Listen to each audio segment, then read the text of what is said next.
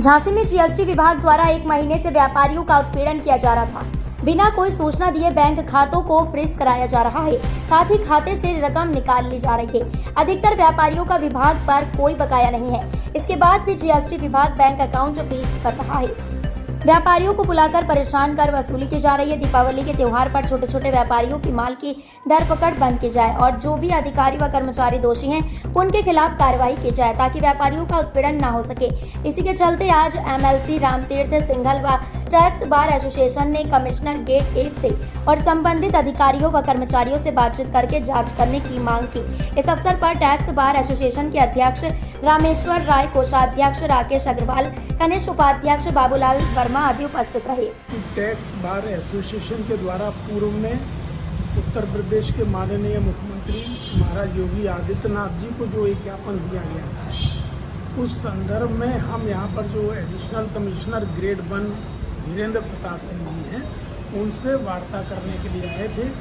हमने और tax bar association के जो हमारे पदाधिकारी हैं, उन लोगों ने उनसे व्यापारियों की जो समस्याएं हैं उस संदर्भ में चर्चा की।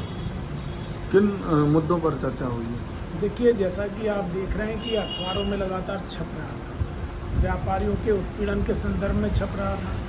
कुछ केसों का निस्तारण हो गया था, उसके बावजूद दोबारा उनके अकाउंट से पैसा निकाल लिया गया विभाग के द्वारा, या ये शिकायत आ रही थी कि कुछ लोगों के अकाउंट सीज कर दिए गए। अकाउंट का सीजर व्यापारी के लिए बहुत बड़ी घटना नहीं बल्कि दुर्घटना है। हमारे महाराज योगी आदित्यनाथ जी का बार बार कहना है कि सुरक्षित बेटी और सुरक्षित व्यापारी हमारा संकल्प है। ऐसी परिस्थितियों में हमें ये ध्यान रखना है कि सरकार को जो राजस्व मिलना चाहिए, जो स्वीकृत कर है व्यापारियों का, वो कर व्यापारियों के माध्यम से सरकार को मिल जाए, लेकिन व्यापारियों का उत्पीड़न ना हो। जैसे एक्स पार्टी केसेस में लगातार ये देखने में आ रहा है कि अपने विवेकाधिकार से जब अधिकारी कर लगाता है तो वो काल्पनिक ढंग से इतना कई गुना कर लगा देता है, जो जब वास्तविकता से केस निर्णित होते हैं तो उतना कर वसूलने के योग्य होता नहीं। इसलिए हमारा कहना ये है कि जब व्यापारी का 1 वर्ष पिछला, 2 वर्ष, 3 वर्ष में भी उतनी कर देता नहीं है, तो एक्स पार्टी होने के समय में उससे कई गुना टैक्स की देयता ये कैसे दिखा देते हैं, इससे व्यापारी परेशान होता है। तो विवेकाधिकार सीमित किए जाएँ। इसके अलावा एक समस्या ये भी आ रही है कि जो व्यापारी अपील में जाता है, अपील में 2 पक्ष होते हैं, एक व्यापारी भी होता है, एक विभाग भी होता है। तो दोनों पक्षों की बात सुनने के बाद में जो अधिकारी निर्णय देता है, कोर्ट जो निर्णय देती है, उस निर्णय की भी समीक्षा फिर विभागीय अधिकारी ही करते हैं। तो उस दबाव में व्यापारियों के पक्ष में न्याय नहीं हो पाता। तो इन सारे विषयों पर चर्चा हुई है। एडिशनल कमिश्नर महोदय ने जो विषय हैं जो उनके स्तर से ठीक हो सकते हैं, उनको ठीक करने का आश्वासन दिया है, और इसके अलावा जो विषय हमारे प्रदेश स्तर के हैं वो निश्चित रूप से हम उनसे सरकार को अवगत कराएंगे। जीएसटी विभाग द्वारा लगातार छोटे व्यापारियों का उत्पीड़न किया जा रहा है।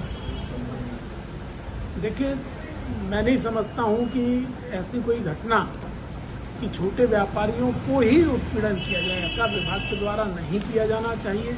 अगर ऐसा कोई विषय आता संज्ञान में तो मैं निश्चित रूप से उस पर भी चर्चा करूँगा। हालांकि हमारी सरकार ने जब से जीएसटी लागू हुआ है, छोटे व्यापारियों को जीएसटी रजिस्ट्रेशन से मुक्त रखा है। 40 लाख रुपए वार्षिक टर्नओवर से ज़्यादा के जो व्यापारी हैं, सिर्फ उन व्यापारियों को ही जीएसटी में रजिस्ट्रेशन लेना है, उन्हीं को जीएसटी टैक्स देना है।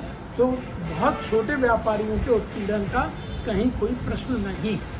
धन्यवाद। जीएसटी विभाग द्वारा विगत 1 माह से व्यापारियों का जो उत्पीड़न किया जा रहा था, उसके संबंध में माननीय एडिशनल कमिश्नर को से आज मुलाकात की। इस संबंध में हमारे झांसी के एमएलसी माननीय रामतीर्थ सिंघल जी का से 2-3 बार हमारी फोन पर बात हुई। अखबारों में भी छप रहा है कि जिन व्यापारियों पर कोई बकाया नहीं है और इसके बावजूद भी जीएसटी विभाग उनके बैंक अकाउंट सीज कर रहा है और खाते से पैसे निकाल रहा है।